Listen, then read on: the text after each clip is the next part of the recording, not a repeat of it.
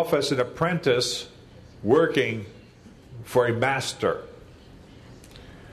But over time, you learn the industry, you learn the business, and eventually become a journeyman, going around throughout until you too become a master craftsman. In Britain, they have just started a program for systems administrators to be apprentices. Because there are some people that cannot afford to go to university, even if the university is free. These people need to earn money to buy food. They may have to earn money to have a house. Maybe they are married and have children. They cannot afford to simply go to university. With the apprenticeship program, a company pays them to work for them, and the state pays for their education. And so after a number of years, they too have the education they need to go forward. Mentorships are another type of education. The taking of the expert and pairing them with the beginner. And finally, there is self-learning. Being able to look at the information that's out there and being able to teach yourself how to do this.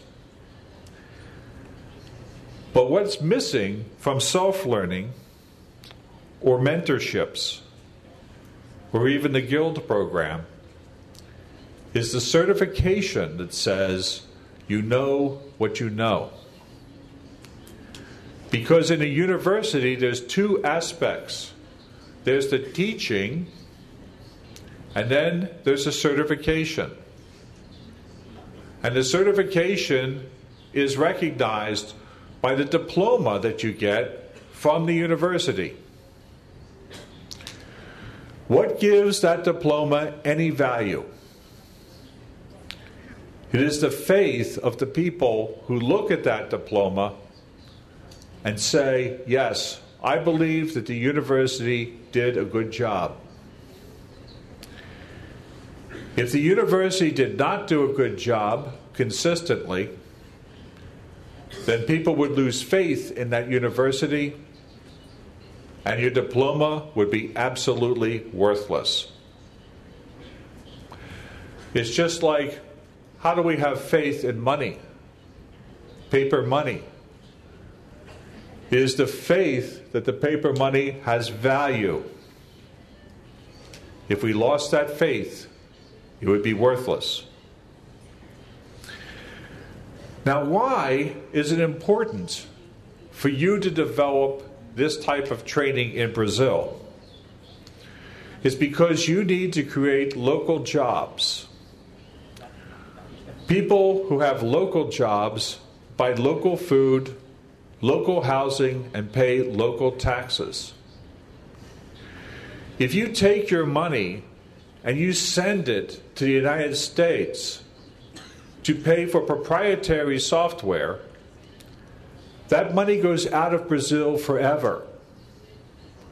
Only if Mr. Gates or maybe Mr. Larry Ellison of Oracle wants to buy some type of meat from Brazil or some cachaça.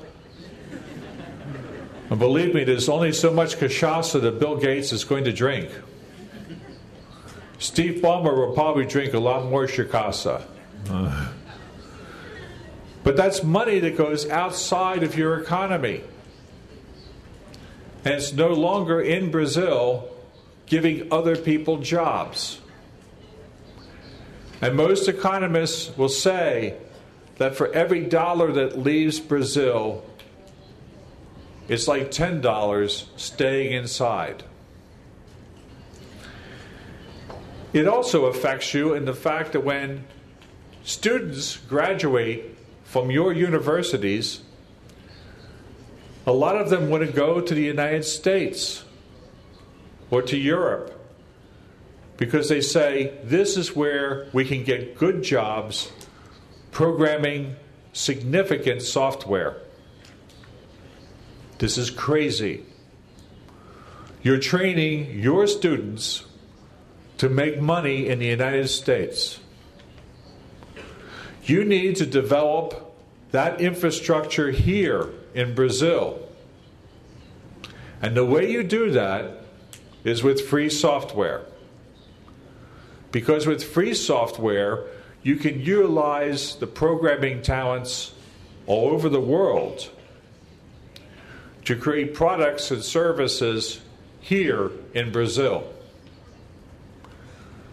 You can create the challenge of programming on significantly complex and interesting software here in Brazil. And what that does is create a pool of expert programmers here in Brazil that then attract industry to come to Brazil. Because without the trained workforce, they will not come.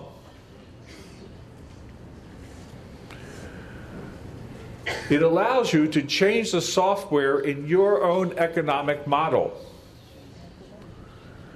Because you can pay somebody in your economic pay scale rather than have to pay somebody in the United States. It's good for the security of your country. Mr. Stallman last night talked about trapdoors and things in the software that spy on you. But with free and open source software, you can look at that and you can make sure that the software that goes into your planes, your missiles, your ships, is free of that. You can make sure that in times of war or embargo, that you have control over the software that runs your country. And you can have a longevity to your software that means that you will have your country running long after some company has gone bankrupt.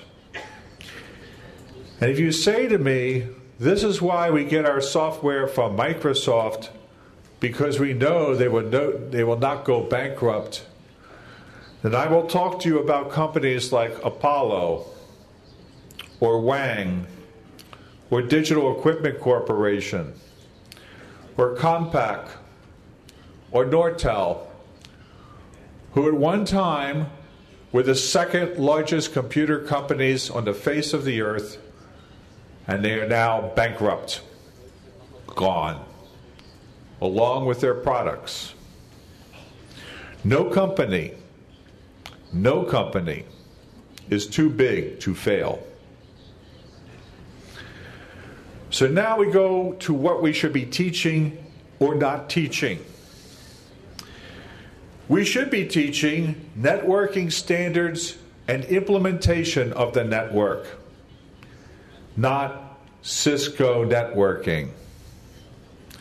We should be teaching how to select and use Office products in your business, not Microsoft Office.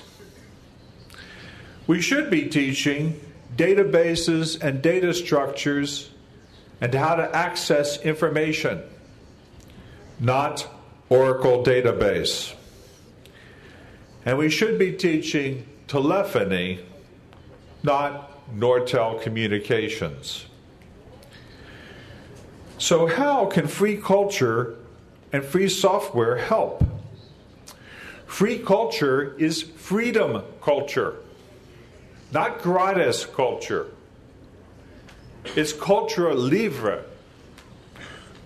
It's free and open source software.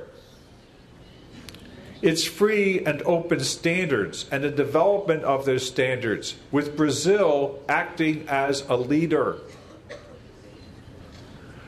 It's Creative Commons, the ability to freely trade and improve the things that I have created in art. And it's free and open hardware to be designed and supported by anybody. Sir Isaac Newton said in February of 1676, "If I have seen further, it is by standing on the shoulders of giants." And free software allows that. So, software livre is free as in freedom, not free as in beer.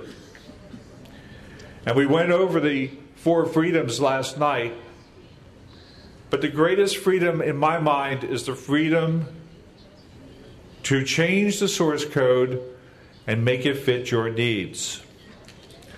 And the one freedom that Richard Stallman does not allow is the freedom to limit other people's freedoms. Today, children start learning computers at a very early age. Some of them are learning computer games before they can read. The One Laptop Per Child project was giving computers to children of age 7. And many of them are surfing the internet at grade 1. This is the time to start teaching children about internet freedom. The Linux Terminal Server project, if you have not heard about it, is a wonderful thing for schools. You start off with a highly available server to store all of the data and all of the programs that the students use. And then you put thin